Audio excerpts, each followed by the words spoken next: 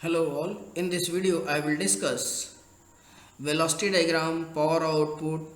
diagram efficiency for reaction turbine and maximum work done and maximum diagram efficiency for Parsons reaction turbine.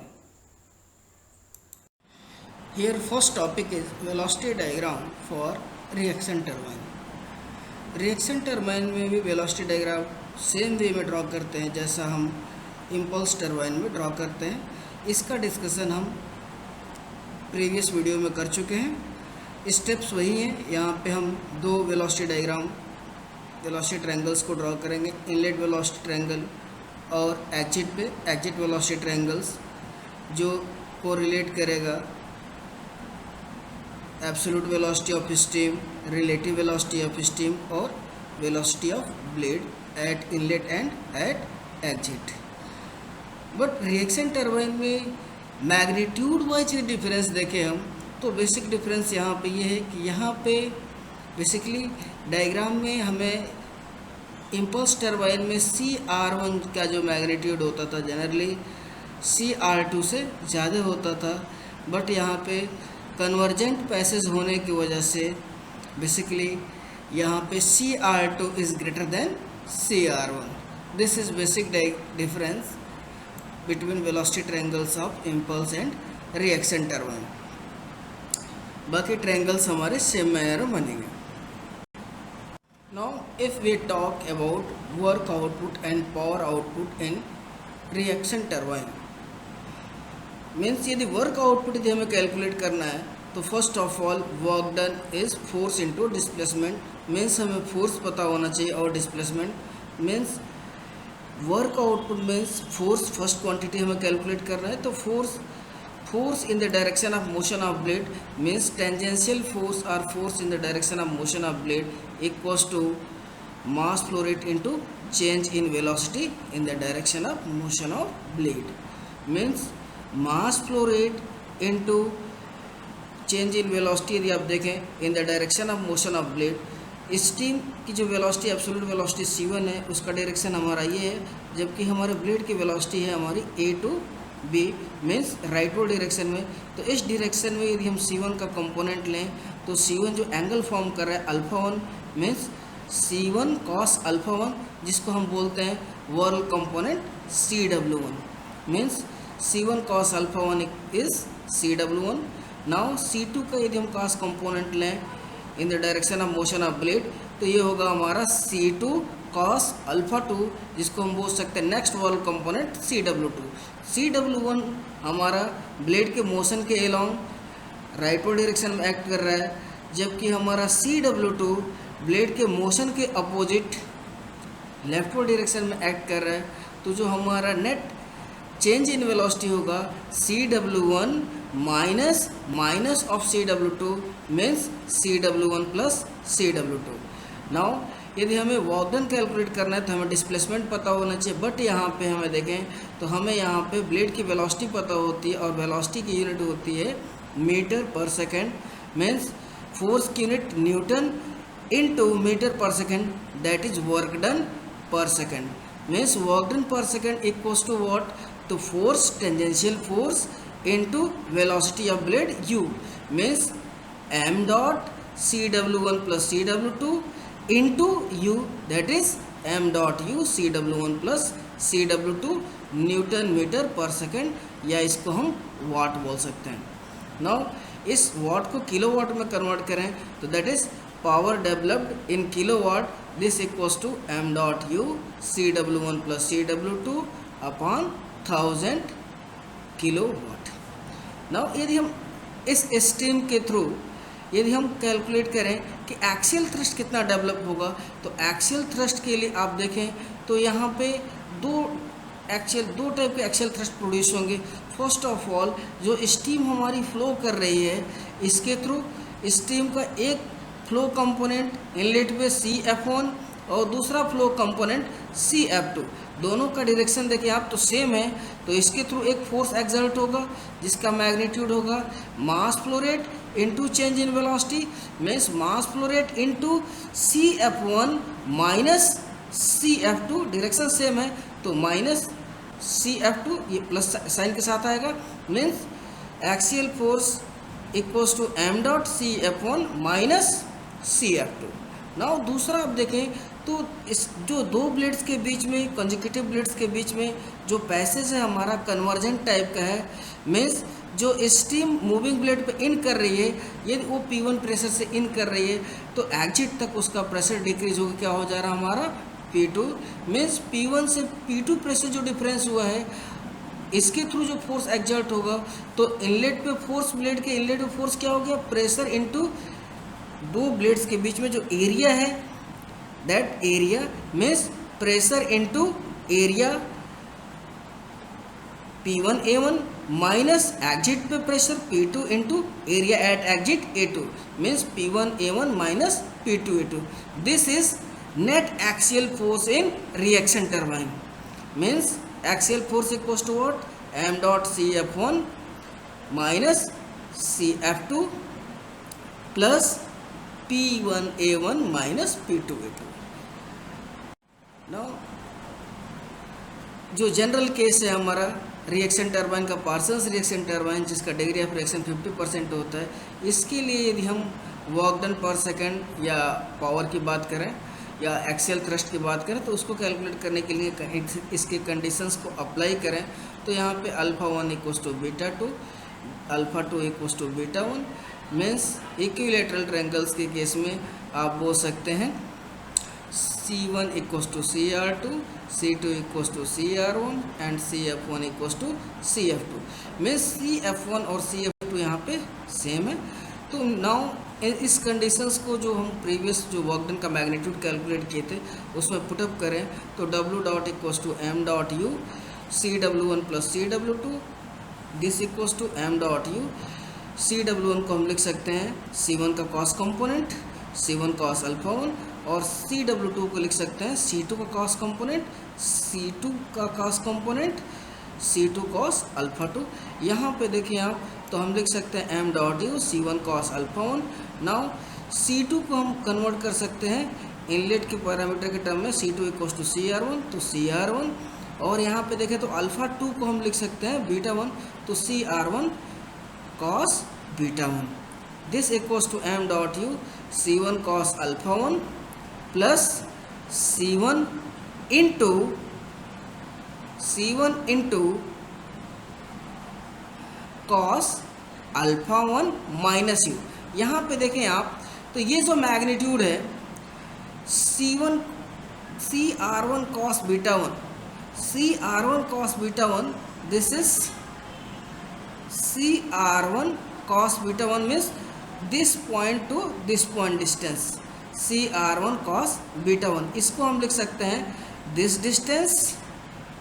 A to this point distance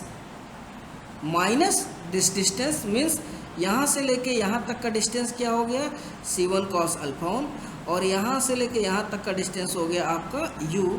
तो CR1 cos β1 को हम लिख सकते हैं C1 cos α1 minus u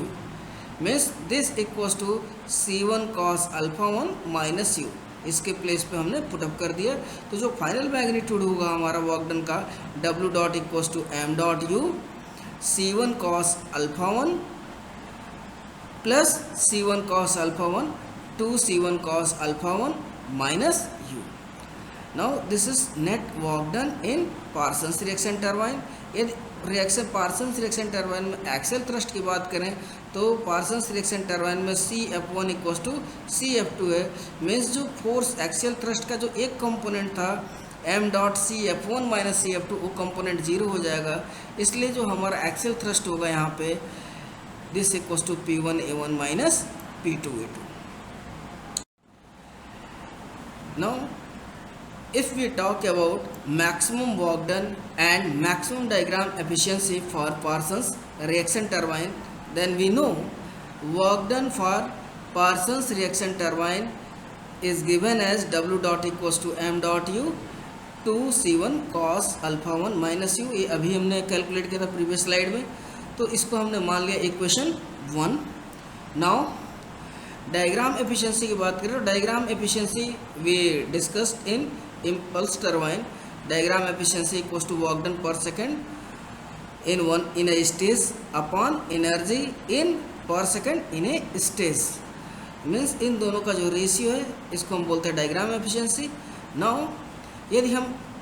work done per second देखें तो work done per second हमारा equation 1 है, ये वैल्यू हम यहाँ पुटअप कर सकते हैं. एनर्जी इन पर सेकंड यदि हम कैलकुलेट कर लें तो इन दोनों वैल्यूज़ को पुटअप कर दें तो हमारी डायग्राम एफिशिएंसी यहाँ पे आ जाएगी. तो डायग्राम एफिशिएंसी कैलकुलेट करने के लिए first of all energy in per second equals to energy input to the moving blade, means this is equals to energy available at inlet, means जो हमारा मूविंग ब्लेड है उसके इनलेट पे कितनी energy available है now plus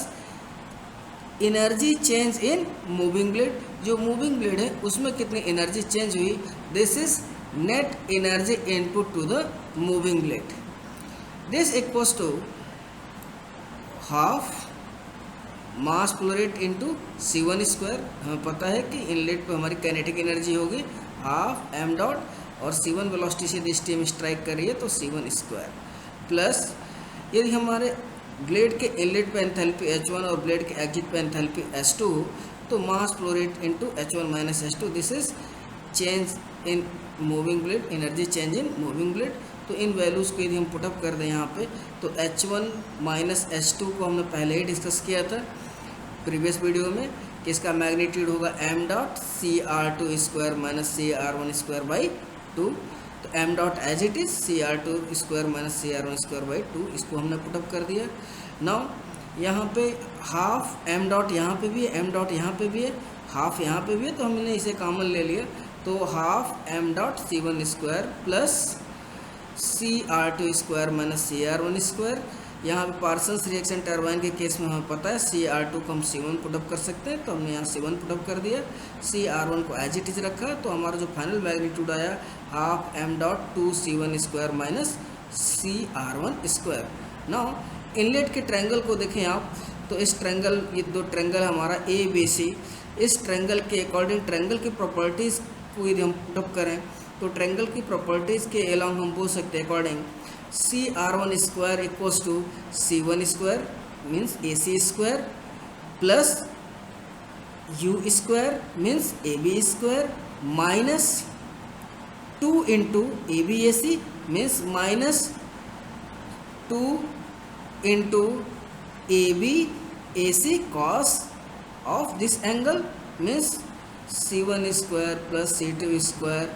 minus 2U C1 cos alpha 1. यदि CR1 के place पर हम ये वैल्यू पुटअप कर दें तो जो फाइनल एक्सप्रेशन हमारा आएगा that energy in per second equals to half m dot C1 square minus U square plus 2U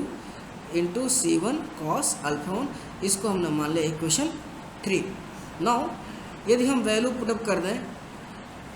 now putting the value of equation 1 3 in equation 2,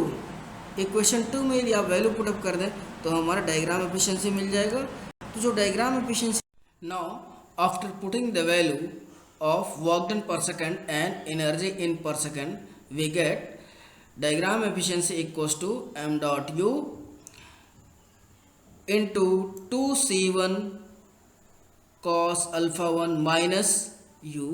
upon half m dot C1 square minus U square plus 2U C1 cos alpha 1. इस equation को यदि हम solve करें तो final expression जो हमारा आएगा diagram efficiency का this equals to 2U C1 into 2 cos alpha 1 minus U by C1 upon C1 square into 1 minus U square by C1 square plus 2U by C1 cos alpha 1. इस equation में जो हम previous discuss किए थे इस term को rho equals to U by C1 means U by C1 को हम रो पुटअप करें तो जो हमारा एक्सप्रेशन होगा चेंज होकर आएगा फाइनल एक्सप्रेशन. हमने इसको एज्यूम कर लिया इक्वेशन 4. इस इक्वेशन की जो वैल्यू होगी eta D equals to 2 rho into 2 cos alpha 1 minus rho. यहाँ पे देखें तो ये जो वैल्यू है 2U C1, यहाँ पे C1 यहाँ पे है, यहाँ पे C1 स्क्वायर है तो C1 स्क्वायर से एक टर्म एक C1 हमारा इस C1 से कैंसिल हो गया, तो हमारा जो टर्म बचा 2 इंटू यू बाई C1, इसको हमने लिख दिया 2 इंटू यू बाई C1 को हम लिख सकते हैं यहाँ से रो, तो यहाँ से आ गया 2 रो इंटू 2 cos अल्फा 1, और इस टर्म को हम लिख सकते हैं u बाई C1, तो दैट इज रो। नाउ यहाँ पे लिख सकते हैं अपान ब्रैकेट का जो टर्म है 1 माइनस इस टर्म को लिख सकते हैं रो स्क्वायर प्लस 2 इंटू इस टर्म को लिख सकते हैं रो cos अल्फा 1, तो final expression is equation 4। Now for applying maxima condition for diagram efficiency, we know here eta d maximum when d numerator value will be minimum. Thus applying minima condition, that is d into 1 minus rho square plus 2 rho cos alpha 1 upon d rho equals to 0. This equals to, after solving this equation, we get minus 2 rho plus 2 cos alpha 1 equals to 0. यहाँ पे देखें आप, तो यहाँ से हम रो की value calculate कर सकते हैं जिस पे हमारा वर्क डन मैक्सिमम होगा, तो हम बोल सकते हैं कि rho optimum equals to cos alpha 1। इस इक्वेशन में यदि इस टर्म को उधर भेज दें राइट साइड में, तो हम बोल सकते हैं 2 से 2 कैंसिल हो जाएगा, तो rho equals to cos alpha 1 means rho equals to cos alpha 1 यदि हम पुटअप कर दें, तो इस रो की ऑप्टिमम वैल्यू पे जो हमारा डायग्राम एफिशिएंसी होगा दैट विल बी मैक्सिमम। तो हमने इसको एज्यूम कर लिया इक्वेशन 4, इक्वेशन ए मीन्स इक्वेशन 4 में इक्वेशन ए की वैल्यू यदि हम पुटअप कर दें then we get maximum diagram efficiency. Now putting this value in equation 4 means putting the value of equation A in equation 4, we get maximum diagram efficiency equals to 2 cos alpha 1 into 2 cos alpha 1 minus cos alpha 1 upon 1 minus cos alpha 1 square plus 2 cos alpha 1 into cos alpha 1। यहाँ पे जो red colour में हमने show किया है cos alpha 1, this is the value of rho, तो हमने इसलिए इसका कलर चेंज कर दिया है, हमने रो की वैल्यू अब cos अल्फा 1 पुट अप की है। Now maximum diagram efficiency after solving we get maximum diagram efficiency equals to 2 cos square alpha 1 upon 1 plus cos square alpha 1, here का rho equals to cos alpha 1, this equals to u by C1। Now we can put u equals to C1 cos alpha 1 means u equals to C1 cos alpha 1 यदि हम put up कर दें, तो जो work done का magnitude होगा, जो work done per second आया था, वो मैग्नीट्यूड क्या हो जाएगा हमारा मैक्सिमम हो जाएगा। Therefore maximum work done equals to m dot u into 2u minus u means w dot maximum equals to m dot u square. Means यहाँ पे जो दो इक्वेशन है eta D maximum work done maximum, ये हम calculate कर चुके हैं। नाउ यदि इसके वेरिएशन की बात करें, डायग्राम एफिशिएंसी के वेरिएशन की बात करें कि ये कैसे वेरी कर रहा है विद रिस्पेक्ट टू रो, तो इसके वेरिएशन के लिए हम दो एक्सिस ड्रॉ करें। नाउ हॉरिजॉन्टल एक्सिस पे यदि हम रो को ले लें और वर्टिकल एक्सिस में हम ईटा डी को लें, डायग्राम एफिशिएंसी को लें, तो यहाँ पे आप देखें तो if we put in equation 4 rho equals to 0, यदि रो इक्वल्स टू 0 हम पुट करें तो उस टाइम पे आप देखें तो 0 into something that is 0, 0 into something means rho equals to 0, 0 into something 2 cos alpha that is 0 upon this term means जो ओवरऑल वैल्यू होगी हमारी that will be 0। Means diagram rho equals to 0 put करें तो diagram efficiency की value 0 होगी। Rho equals to cos alpha 1 put up करें तो उस टाइम पे जो डायग्राम एफिशिएंसी की वैल्यू मिलेगी that will B maximum. Now यदि इस वेरिएशन को शो करें तो यहाँ पे हमारा रो इक्वल्स टू cos अल्फा 1 इस पॉइंट पे, इस पे हमारा जो मैक्सिमम डायग्राम एफिशिएंसी मिलेगा, तो हमने इस एक्सिस पे कोई वैल्यू एज्यूम कर रहे हैं जिसको हम मैक्सिमम शो करना चाहते हैं, तो हमने इसे बोला कि this is maximum value of diagram efficiency. तो यहाँ पे हमने लिखे this is eta D max. Now इसके वेरिएशन की बात करें तो इसका जो वेरिएशन होगा यहाँ पे हमारा रो इक्वल्स टू जीरो पे इसकी value zero,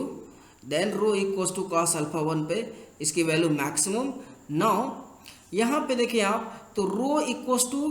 to cos alpha one, two cos alpha one यदि हम पुटअप करते हैं तो two cos alpha one minus two cos alpha one that will be zero, means diagram efficiency will be zero. Means rho के जगह पे रो को यदि हम पुटअप कर दें two cos alpha one then diagram efficiency will be zero. Means यहाँ पे जो नेक्स्ट वैल्यू जीरो आएगी डायग्राम एफिशिएंसी, वो rho equals to two cos alpha one पे आएगी। Okay, thank you.